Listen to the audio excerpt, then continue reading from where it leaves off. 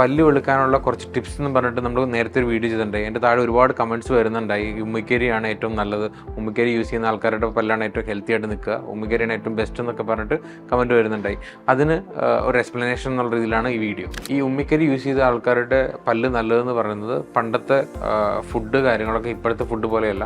ഇപ്പോൾ കൂടുതൽ ആൾക്കാർ കഴിക്കുന്ന പ്രോസസ്ഡ് ആയിട്ടുള്ള ഫുഡ്, അതായത് കാർബോഹൈഡ്രേറ്റ് കൂടുതലുള്ള ഫുഡ്, അതായത് ഷുഗർ കണ്ടൻറ്റ് കൂടുതലുള്ള ഫുഡ്, ഇങ്ങനെയുള്ള ഫുഡുകൾ കൂടുതലും പല്ലിൻ്റെ ഇടയിൽ നിന്ന് കയറിയിരുന്നിട്ട് അതിൻ്റെ ഇടയിൽ നിന്ന് കേട് വരുത്താനുള്ള ചാൻസ് എപ്പോഴും ഹൈ ആണ്. അതുപോലെ തന്നെ പഴയ ആൾക്കാരുടെ ജീവിത രീതി പോലെയല്ല നമ്മുടെ ഇപ്പോഴത്തെ ആൾക്കാരുടെ ജീവിത രീതി. അതുകൊണ്ട് ഇങ്ങനെയുള്ള ലൈഫ് സ്റ്റൈൽ ചേഞ്ചസ് നമ്മൾ വരുത്തേണ്ടതായിട്ടുണ്ട്. അത് തന്നെയല്ല, ഈ ഉമ്മിക്കരി പോലുള്ള കാര്യങ്ങൾ ഭയങ്കര അബ്രസീവ്സ് ആണ്. അത് നമ്മൾ പല്ലിൻ്റെ മുകളിലിട്ടാണല്ലോ നമ്മൾ ഉരയ്ക്കുന്നത്. അങ്ങനെ ഉരയ്ക്കുന്ന സമയത്ത് ഇനാമൽ ഭയങ്കരമായിട്ട് നഷ്ടപ്പെടാനും, നമ്മൾ ഉരയ്ക്കുമ്പോൾ ഫ്രണ്ടിൽ മേളിലുള്ള ഭാഗങ്ങൾ ക്ലിയർ ആവുമെങ്കിലും പക്ഷേ നമ്മൾ പല്ലിൻ്റെ ഇടയിൽ കയറിക്കുന്ന ഫുഡ് വേസ്റ്റും കാര്യങ്ങളൊന്നും ക്ലിയർ ആവില്ല. അങ്ങനെ കേട് വരാനും ഒരുപാട് ബുദ്ധിമുട്ടുകളിലേക്ക് നമ്മൾ പോകാനും ഉള്ള ചാൻസസ് ഉണ്ട്. പിന്നെ ടൂത്ത് പേസ്റ്റും ബ്രഷൊക്കെ വന്നതിന് പിന്നെയാണ് നമ്മുടെ പല്ലുകൾ അധികമായിട്ട് കേടാവാൻ തുടങ്ങിയെന്ന് പലരും പറയാറുണ്ട്.